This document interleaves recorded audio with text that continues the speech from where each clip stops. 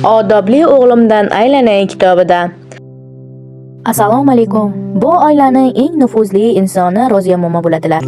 Roziya momo unchalik ham qari emasdilar, lekin juda oqila momo, dono edilar. Qaysi gapni qayerga gapirishni bilar, kimga qanday ohangda gap yetib borishini his qilar edilar. Ko'chaga qaragan olma daraxtimizni mevasini terayotib, uzoqdan nabiralari Muhammad bilan qayerdandir kelayotganlarini payqadim. Har doimgidek nabiralarga nasihat qilib kelardilar. Muhammad aminim, hozir yo'lda kimdir chiqib qolsa, salom bergin, xo'pmi bolam? Muhammad hali 5 yosh, dunyoni o'rganayotgan, o'ziga xos savollar bilan boshini qotiradigan yoshda edi. Qiziqib so'radi. Salom berishga beraveraman-da, lekin hech tushunmayman. Nega o'zi odamlar bir-birini ko'rsa, tanimasa ham salom berishadi? Roziya momo jilmayib, shu qiziquvchanliging menga juda yoqadi-da. Salomlashish bu hurmat, insoniylik va odob belgisi.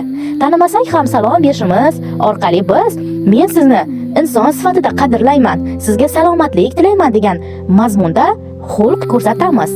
Salomlashish jamiyatda iliqlik va do'stlik muhitini yaratadi.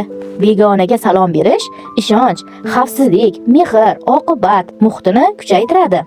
Payg'ambarimiz Muhammad sallallohu alayhi va sallam ham sizlar orangizda salomni yoyinglar deganlar. Biz ularga ergashamiz. Muhammad qiziqib yana so'radi. "Bujon, assalomu alaykum degan so'zning ma'nosi nima o'zi?" Roziya momo erinmay javob berdi. Assalom Allohning ismidan biri, ya'ni tinchlik ato etguvchi zot degani bo'lam. Assalomu alaykum degani sizlarga Allohning tinchligi, rahmati, omonligi va salomatligi bo'lsin degani bo'lam. Muhammad xursand bo'lib, demak salom berish Allohning nomi bilan duo qilish hisoblanar ekanda. Ha, albatta bo'lam. Bujon, salom bersam menga qancha savob yoziladi? Payg'ambarimiz sallallohu alayhi va sallam aytganlar: biror kishi birovga assalomu alaykum desa 10 ta savob, assalomu alaykum va rahmatulloh desa 20 marta savob, assalomu alaykum va rahmatullohu barakatuhu desa 30 ta savob yoziladi. Va alaykum assalom va rahmatullohi va barakatuh degani nima degani bujon? Va rahmatullohi va barakatuh Allohning rahmati ham bo'lsin, barakatuh va uning barakasi ham bo'lsin degani bo'lam. Osongina 30 ta savob olib olsam bo'lar ekanda endi.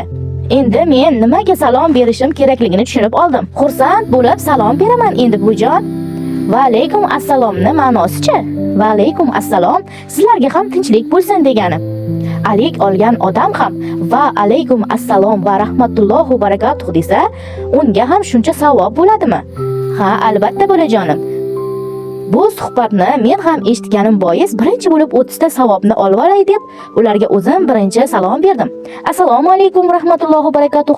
Roziya momo va alaykum assalom va rahmatullohi barakatuh qo'shni olma deryapsizmi? Men Roziya momo bilan quyuq so'rashdim. Bilmagan narsalarimni so'radim. Dilim yashnab, qalbim porlab ketdi. Muhammadni bizni kutishga sabri yetmay, allaqachon uyga kirib ketgan edi.